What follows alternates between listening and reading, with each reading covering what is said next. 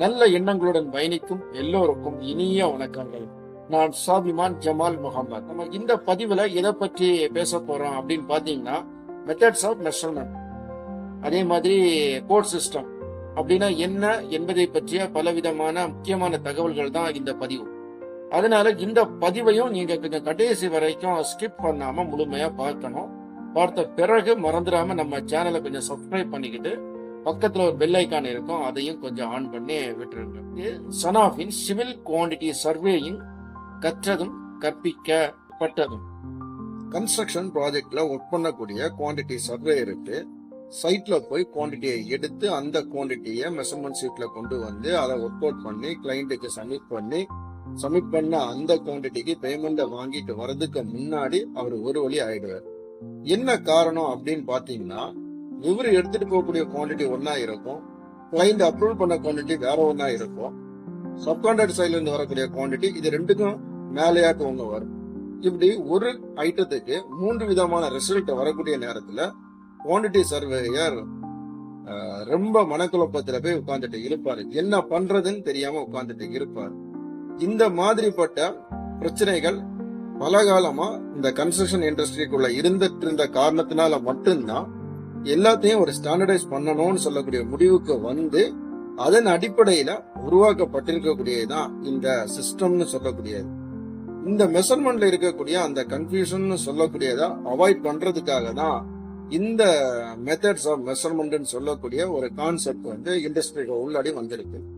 இந்த கான்செப்டினுடைய முக்கியமான நோக்கம் என்னன்னு பாத்தீங்கன்னா, இந்த 3 மெஷர்மெண்ட் 3 பேர் 3 ஐடியால எடுக்கிறாங்களா, அப்படி எடுக்க கூடாது.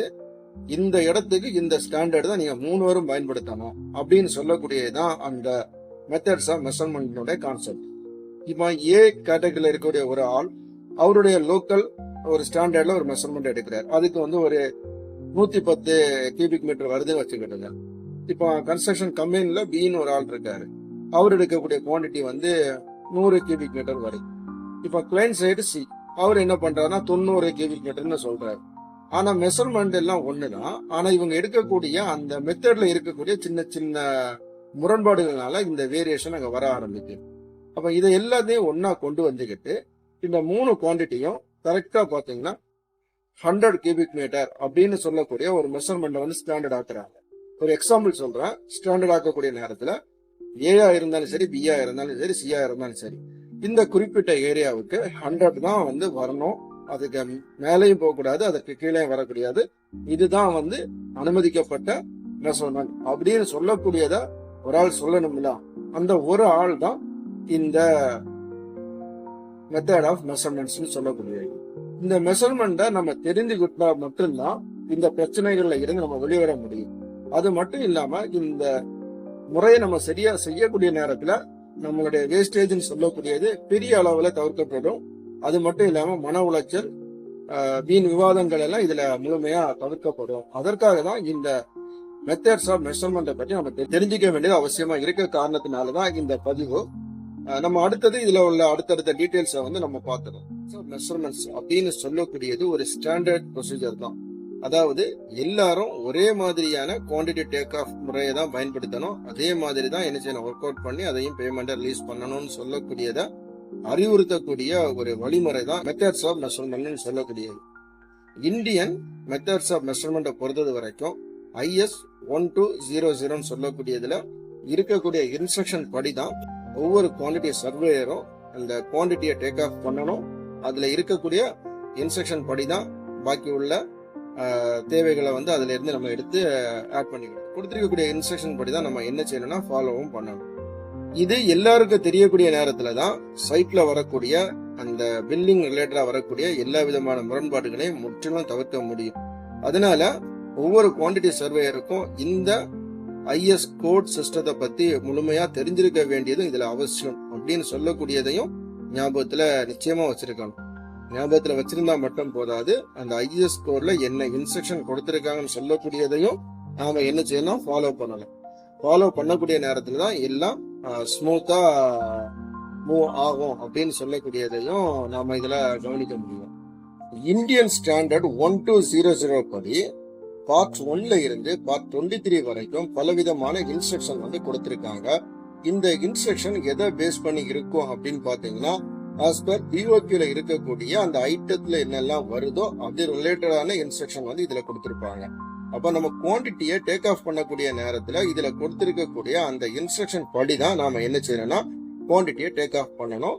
அதுக்கு பிறகு உள்ள வேலைகளையும் நாம இதுல இருக்கக்கூடிய ப்ரொசீஜர் படிதான் செய்யணும். இதுதான் ஒரு குவான்டிட்டி சர்வேயரும் செய்ய வேண்டிய வழிமுறை. இப்ப நம்ம சில எக்ஸாம்பிள பார்த்தோம்னா இன்னும் நமக்கு கொஞ்சம் தெளிவா புரிய ஆரம்பிக்கும். இப்ப உதாரணத்துக்கு இப்ப எஸ்கவேஷன் சொல்லக்கூடிய ஒரு குவான்டிட்டி இருக்கு. IS 1200 படி சில இன்ஸ்ட்ரக்ஷன் வந்து கொடுத்திருப்பாங்க.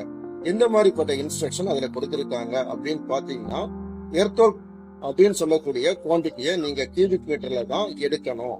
அது length into breadth into depth இந்த முறையில தான் நீங்க மெஷர் பண்ணணும். அதுக்கு அடுத்தது சாஃப்ட் சாயிலா இருந்தா எவ்வளவு தூரத்துக்கு நீங்க எக்ஸ்கவேஷன் பண்ணணும்.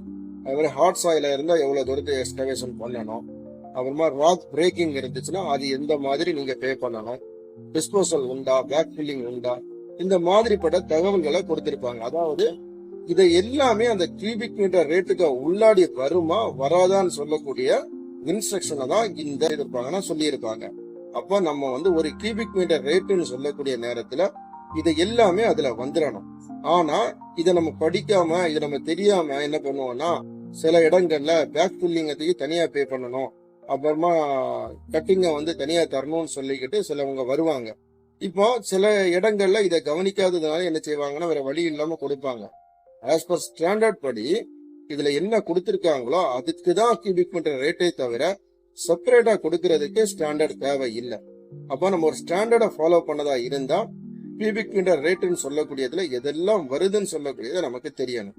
இப்ப நான் சில எக்ஸாம்பிள் இப்ப சொல்லியிருக்கேன்ல, எஸ்கவேஷன் இருக்கு, அது சாஃப்ட் சாயிலா ஹார்ட் சாயிலா, இதனுடைய ரேட்டுன்னு சொல்லக்கூடியது ரேட்ல கொடுத்திருப்பாங்க. சாஃப்ட் சாயிலுக்கு எவ்வளவு ரேட்டு, ஹார்ட் சாயிலுக்கு எவ்வளவு ரேட்டு, பேக் ஃபில்லிங்க்கு எவ்வளவு ரேட்டு, டிஸ்போசல் பண்றதுக்கு எவ்வளவு ரேட்டுன்னு சொல்லி கொடுத்திருப்பாங்க. இந்த ஐஎஸ் கோட்ல அடுத்தது என்ன கொடுத்திருப்பாங்கன்னா, நீங்க எஸ்கவேஷன் தோன்றீங்களா, இப்போ அந்த மீனிங் தோண்டிட்டு போக முடியாது. கியூபிக் மீட்டர் ரேட்டுன்னு சொல்லக்கூடியது 1.5 மீட்டர் டெப்த் வரைக்கும் தான் நீங்க தோண்டணும்னு சொல்லி அவங்க கொடுத்திருப்பாங்கன்னா அது வரைக்கும் தான் அந்த ரேட்டு. இப்போ 1.5க்கு பதில் நீங்க ஒரு 1.6 1.7 போனீங்கன்னா நீங்க அதை எக்ஸ்ட்ரா தான் பே பண்ண வேண்டியது இருக்கும். அப்ப இதையும் நமக்கு தெரிஞ்சிருக்கணும். அதுக்கு அடுத்தது டிஸ்போசல் பண்றது, அதாவது லிஃப்டிங் அண்ட் ஷிஃப்டிங் பண்ண வேண்டிய வேலை இருக்கு. அப்ப லிஃப்டிங் அண்ட் ஷிஃப்டிங்கும் இந்த ரேட்டுக்கு உள்ளாடி தான் வரும். அப்ப அங்க இருந்து எவ்வளவு தூரத்தை ஷிஃப்ட் பண்ணலாம், அது வந்து ஒரு 50 மீட்டர் வரைக்கும் தான் அவங்க வந்து லிமிட் கொடுத்திருப்பாங்க. 50 மீட்டர் தாண்டி நீங்க வந்து கொண்டு போடணும்னு சொன்னீங்கன்னா அது எக்ஸ்ட்ரா வந்துடும். அப்போ இந்த மாதிரிப்பட்ட டெக்னிக்கல் டேட்டாவை இங்க இருந்தா நம்ம என்ன செய்யணும் எடுக்கணும். இதுல கொடுத்திருக்கக்கூடிய அந்த இன்ஸ்ட்ரக்ஷன் தான் ஸ்டாண்டர்ட். இந்த ஸ்டாண்டர்ட் தான் நம்ம வந்து கன்ஸ்ட்ரக்ஷன் சைட்லயும் ஃபாலோ பண்ணணும். அப்படி ஃபாலோ பண்ணக்கூடிய நேரத்துல எந்த விதமான பிரச்சனைகளும் நம்ம சந்திக்க வேண்டியது வராது. இதை நம்ம தெரியாத நேரத்துல நம்ம ஒர்க் அவுட் பண்ணி கொடுக்கக்கூடிய பில்லுல தான் பிரச்சனை வரும். கிளைண்ட் சைட்ல என்ன பண்ணுவாங்கன்னா இதெல்லாம் கரெக்டா பாத்துருவாங்க. 50 மீட்டர்னா 50 மீட்டர் வரைக்கும் தான் அவங்க பே பண்ணுவாங்க. எக்ஸ்ட்ரா வரக்கூடியதை தருவாங்களான்னு கேட்டீங்கன்னா நிச்சயமா தர மாட்டாங்க. அங்கதான் பிரச்சனை வரும்.